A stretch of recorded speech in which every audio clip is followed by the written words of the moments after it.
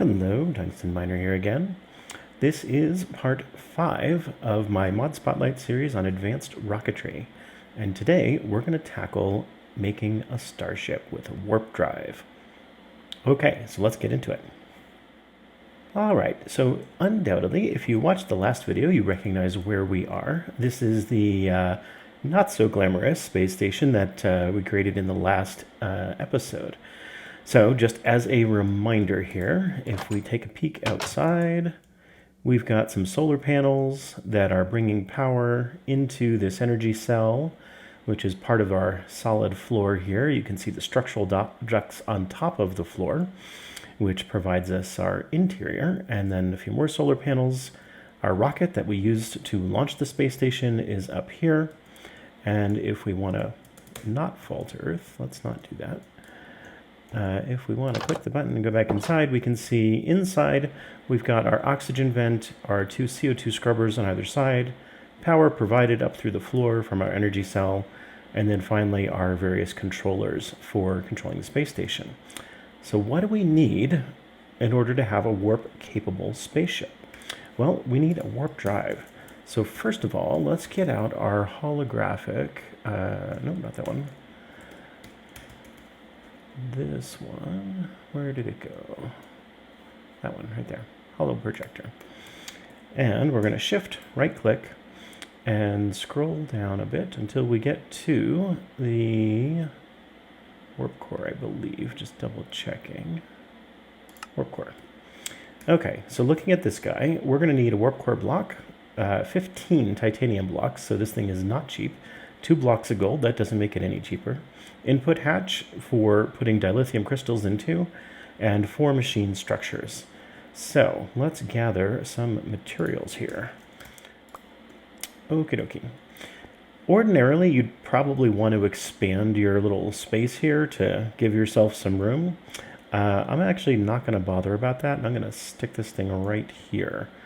What we're going to do is break some of these blocks, because this is actually for me. There we go. That looks right. Okay, so now I'm going to shift and roll my scroll wheel. And that's going to tell me where to put everything. And gold block there. And we're going to roll this up 1 level. Machine structure. Right there, right there, right there, right there. Nothing else. A block of gold on that level. And then one more time. Titanium all the way around here. Well, can't get out that door anymore. And an input hatch on the top. Okay, okay. So now I'm just going to put some glass back in here. Can't quite cover up that input hatch, of course, because we're going to need to deal with them in the future. But I think that gets us all the stuff to have made the warp core. And we're going to pop back down in here. Okay, and then click on the warp core and it assembles itself. So what we're looking at here is an unfueled warp core. There's no dilithium crystals in it. So if we look here, dilithium. So dilithium ore, if you happen to find any, can be processed in a bunch of different ways.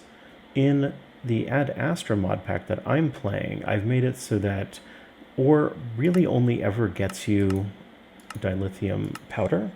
It doesn't ever get you the crystals directly. But you can run it through a number of different machines to get the powder. And then the use of the powder itself is to put it into a crystallizer. And that is going to run through and give you dilithium crystals, which is actually what this machine needs as input. However, since this is just a tutorial, I'm going to grab myself a whole bunch of these things. And what we can now do, and I will warn you of a bug I think I've discovered in the current version. You can see which version that is in the notes, where if you put more than 2 crystals in here, it actually doesn't do you any good, because it uses up the crystals, but it doesn't give you the fuel capacity that those crystals should have given you. So I'm just going to put 2 in there for now, and that will fill up the machine. Of course, once we start moving around using the warp drive, we'll use up the fuel and we'll need to put more fuel in there. So now we can see it's pretty active. It's got all the fuel it needs and whatnot. However, how do we go anyplace? Well, you actually can't do it with just the warp core. What you need is a warp controller. So that's this guy. Recipe for him, not too complicated either. User interface, advanced circuits, some steel plates, control circuits, machine structure, all pretty basic components by now. So the warp controller does not require power, and it can be placed pretty much any place you like in your space station. And now this is a starship. That's all it takes. I didn't have to build anything else, didn't have to do anything fancy. All I had to do was add this guy in here, add this guy in here, and now we're good to go. So let's select a planet and warp away. Well, we've got the Earth. Not much else. I can go up here. We can see there's other star systems, and maybe want to go explore one of those, except there's no planets here either. So in this mod pack, the needs to discover planets setting is turned on, and it may be turned on in your mod pack too. By default, it's turned off. So normally, if you've just got Advanced Rocketry and nothing else, you'll come in here and you'll see all the planets straight away, but not in this one. That's what brings us to some of these. So distance, mass, and composition. Lovely. So ordinarily, of course, you remember back a couple videos ago, you get these things filled up with data from satellites. So briefly, just kind of recap, you launch a satellite with the machinery for collecting each of these kinds of information. So you got 3 satellites in orbit. They're each beaming data down. You run those through your satellite data processor, and then that goes into an Astra body data processor, and that allows you to fill up asteroid chips and do things. The other thing you can do with that data, though, instead of going to the Astra body, is to just fill these things up and bring it up here to your warp controller. And this wants distance, and this one wants mass, and this one wants composition. So I can move some data over out of the chips into the warp controller. And when I come over here to this planet tracking screen, a lot of different things can happen. So this artifacts is an optional feature which your mod pack may or may not use, where if you put certain items in these slots, it will make it more likely that you'll discover certain kinds of planets. So somebody might have a swampy planet and they might put in a lily pad. And if you stick the lily pad into the artifact slot, it'll make it more likely that you'll find that swampy planet. Now, this mod pack at Astra does not have such artifacts in use. So in actual fact, this does nothing at all for me, but it might do something for you.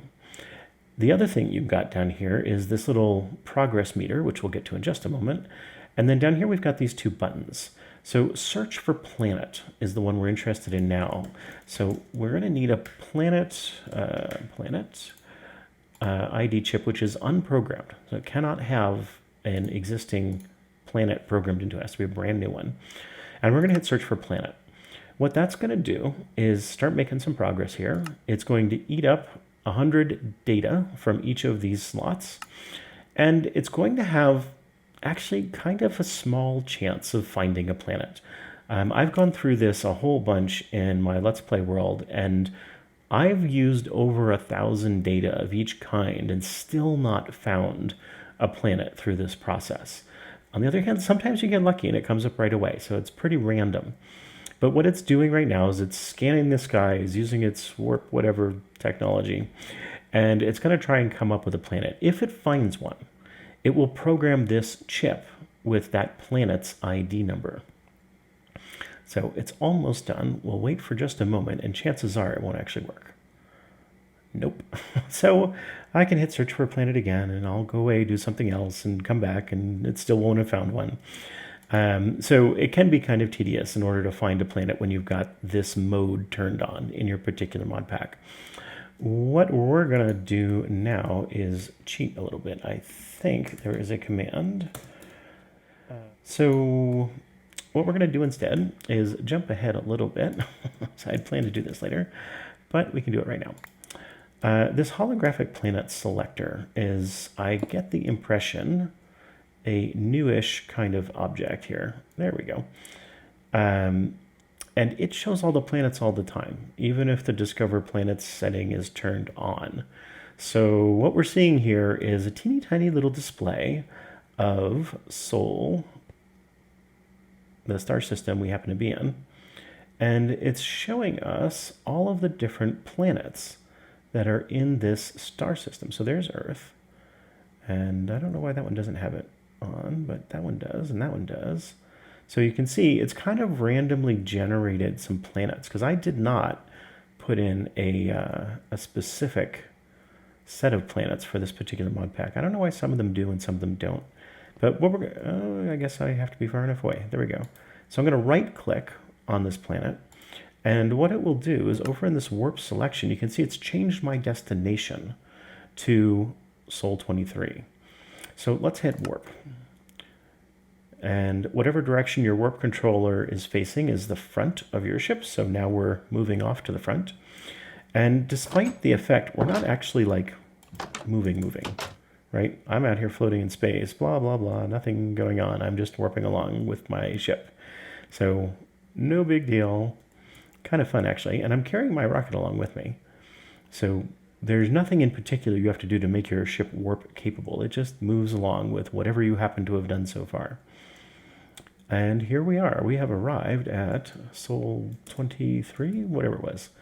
So we can see we're orbiting the planet now. We're fairly close up. Looks pretty big in the sky there. And what we're going to do is come over to our rocket here. Take a look at our guidance computer. We've got our station ship in here, which means we will be able to come back, but we actually need to be able to leave first. So I'm going to change to my planet chip, toss that in there, shift right click, select destination, Sol 23, and select. Now we do have a bit of a small problem, which is this thing is landed on top of our station. There's no fuel, there's no rocket assembler, there's not really a lot of support infrastructure, you might say, hanging around. So give me a moment and I'm going to set up a little bit of support infrastructure for doing our rocket missions from our starship. Be right back. Okay, back again. And what I've done in the meantime is built myself a little bit of a landing pad. So these are just our launch pad blocks and a docking pad block right in the middle. So the docking pad is kind of the important part here. That provides a target for any rocket coming up to your space station to land on. And you can right click on this thing and give it a name, in fact, whatever you want. So you can have a bunch of them. And then when you go to your rocket, if you stick the space station chip in the guidance computer, and then I come up here and I'm going to say I want to select a destination. None selected, but you can see that docking pad is what we want for this station. So I'm going to click station, and now you can see, click space to take off. We're going to go to this planet, but when we come back, we're going to wind up going to that docking pad. So let's take off.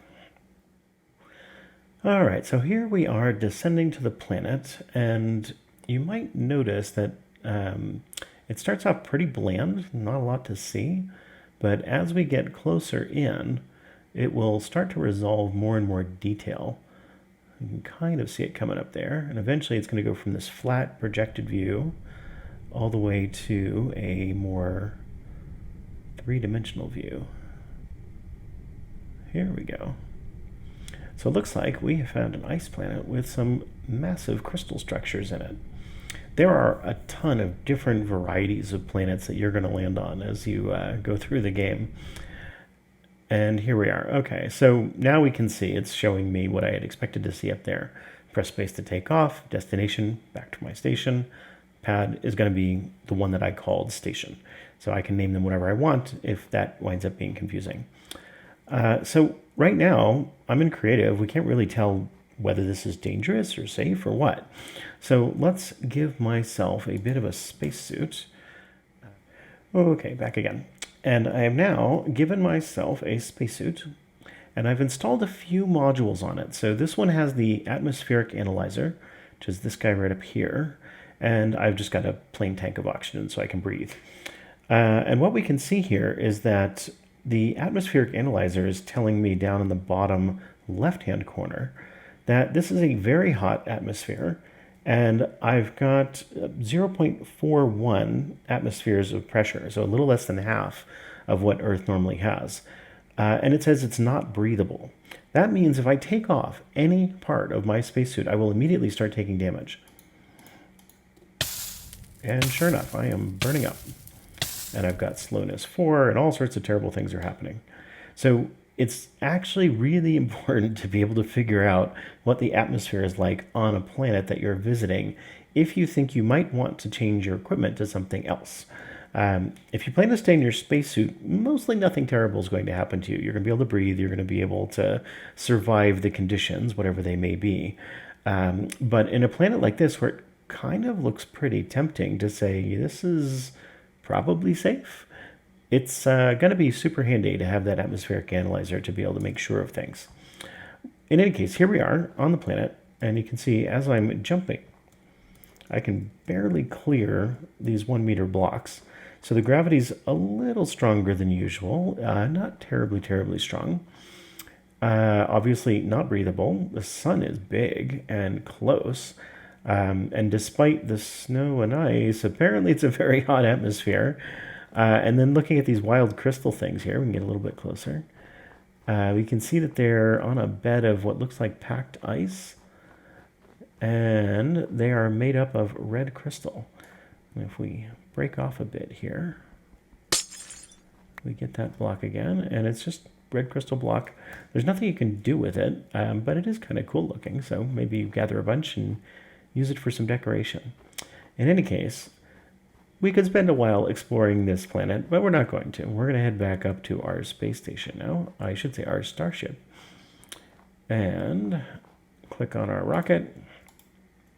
We'll want to make sure that we've changed out the chip for our station chip. And this is something very important to keep in mind, is that if you travel on your rocket down to a planet and you do not bring your station chip with you, you won't be able to tell your rocket how to get back again. Now, this knows because I came down here with the station chip on it.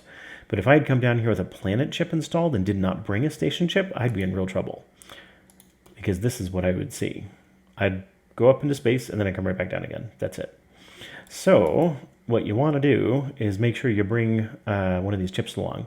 Now on this rocket, I've got my satellite bay installed, but ordinarily what I would do myself is to have a chest installed, especially one of these strong boxes from thermal expansion, which you can use upgrades to make them really capacious, or maybe an iron chest from that mod.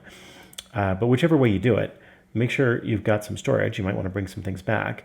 And it's really handy to keep an extra chip in there so that in case you happen to forget to bring one with you, you can take one out of the chest that you've got in your rocket and bring it back with you instead. Fortunately, though, we were not so foolish as that. Drop our station chip in there, hit space, and we'll launch back up to the space station. And I will skip the long journey and see you there. Okay, here we are descending back to the space station. It's decided this time it's going to glitch a little bit on me, and it's not showing me either the rocket nor the space station nor pretty much anything else. But I'm looking at my altimeter, and I'm actually getting pretty close. So this happens from time to time. It doesn't always work perfectly, even worse when you're on a server than single player. So what I'm going to do now is actually just log out and log back in again, and I suspect everything will be fine. Back in just a second. Okay, this is what we should have seen as we were coming down for a landing. We are on our rocket. Fair enough. I'm going to jump off. And we can see the rocket has descended and landed smack on the middle of that docking pad that we set up for.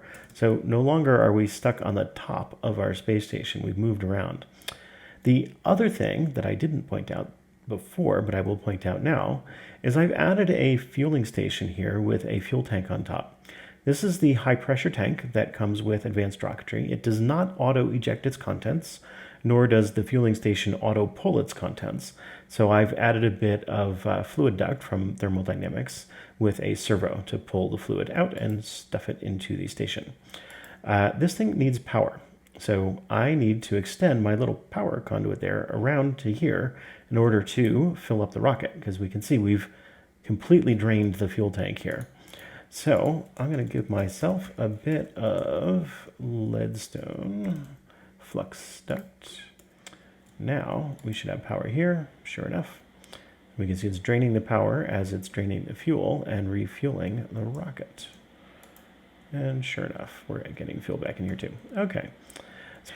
Okay, so now we've got fuel coming back into the rocket because I've linked this fueling station with this docking pad. And any rocket that lands in this docking pad is now going to automatically get refueled whenever it comes in to land. So let's do one more example of warping off to another planet. Bang my nose on the door. Yeah, it's really nice if you use buttons that can be configured. In the Ad Astra mod pack, we've got a mod called RS switches and gauges, and they have a ton of super nice, fancy looking buttons. And the super nice thing about them is that you can hit them with a pile of redstone, and it will add 1 tick per bit of redstone in the pile. So you can make your buttons stay open as long as you want them to. So here we can see still no planets to select, even though we actually warped to Sol 23, and we're at Sol 23 right now.